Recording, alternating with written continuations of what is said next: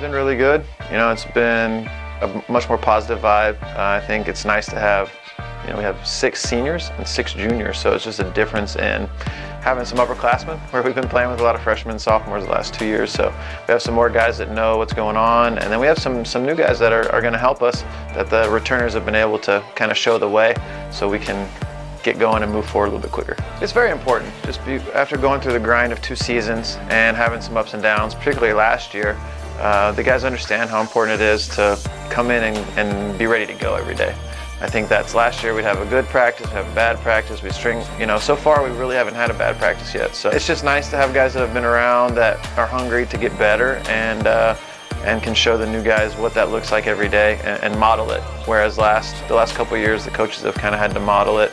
Now the returners have figured it out. Yeah, I think this schedule is super competitive. You know, we open up at Belhaven on Tuesday night, the 12th, and those have been 2 really good games the last 2 years over there. It's a tough environment to play in. And then we've got Laterno here and East Texas Baptist, who are both really good teams. Laterno was in the NCAA tournament a couple years ago.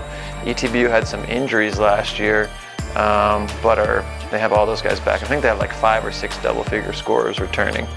And then we just kind of go from there. But we're definitely going to be tested. We're playing some well-coached athletic teams, and so it'll be good for us. We'll get to see where we're at early, and those guys will expose our weaknesses, and we can adjust and, you know, continue to move forward. You know, one person that I think has really stood out is Calvin Spikes. You know, Calvin has been in and out with injuries for the last 2 years, and so far, you know, this fall he's been able to be healthy, and he's really made some big strides. So he's been someone that, you know, has really been impressive. Our senior group in general has been looking good. We've got guys that, you know, have improved and are experienced. You know, we have some guys in James Turner and Buck Blands and Zach Tullis that have been, you know, around Millsaps now for 4 years and have played a lot of games and a lot of minutes, and so they know what to expect and are hungry for, you know, a little more success than we've had their prior 3 years. But one senior who's really been playing well for us and who's played quite a few minutes was our second leading scorer last year, Saxton Becker. He was dealing with some knee injury things last year, but man, the guy can really score, and he's improved defensively, and we're really excited about what he's going to do for us this season. And then with Sachem Grant and Ryan McLaurin, you know, we've got 2 transfers that Sachem has played a significant role for 2 seasons, and Ryan did last year. And so those guys they're all looking good, and you know, they're making it tough on me to figure out who's going to play and how many minutes. But as a coach, it's a good problem to have.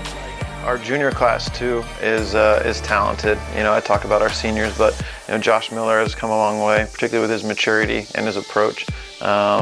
Obviously, Justin Van Pelt played a big role for us, particularly late in the season last year, and you know, he's continued to improve. And Drew Burnett's more mature, and you know, we have a couple of transfer guys coming in that are in the junior class. And Anthony Hughes, who's a really versatile player, he can score on all levels. And then Dylan Young, who's a transfer from St. Edwards, who he can really shoot the ball, but can do a lot of different things on offense and defense, and has provided some good leadership for us, and is going to be a guy that's been a part of some really good teams in his career. And so I think he gives us some experience on, you know, what it takes to win, and he's been good for us in all aspects as well.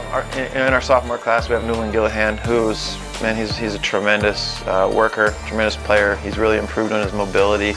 You know, he had some big games for us last year. Was Player of the Week the last week of conference, and you know, shooting the ball well, can really rebound it, and has become more versatile, and just provides us some toughness and some leadership. So we're excited that you know, he was able to play as much as he did as a freshman, and we think he'll be able to build off that experience and really help us kind of.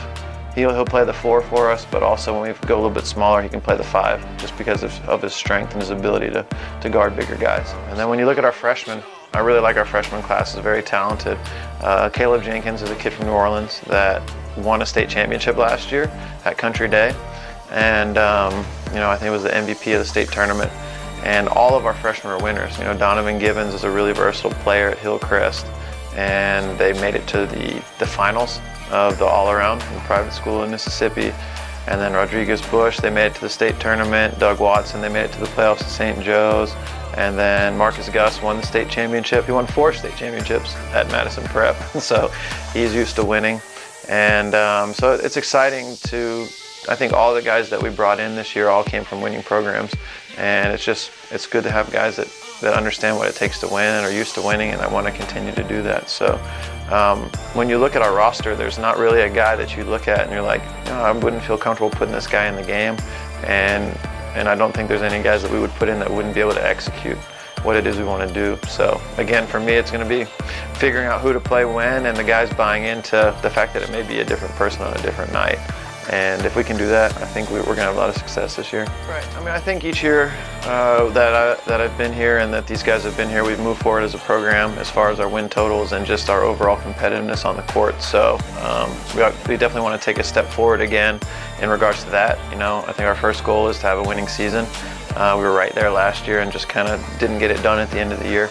The conference tournament format has changed, so the top 4 seeds are hosting in the first round now. So that's something that we've talked about.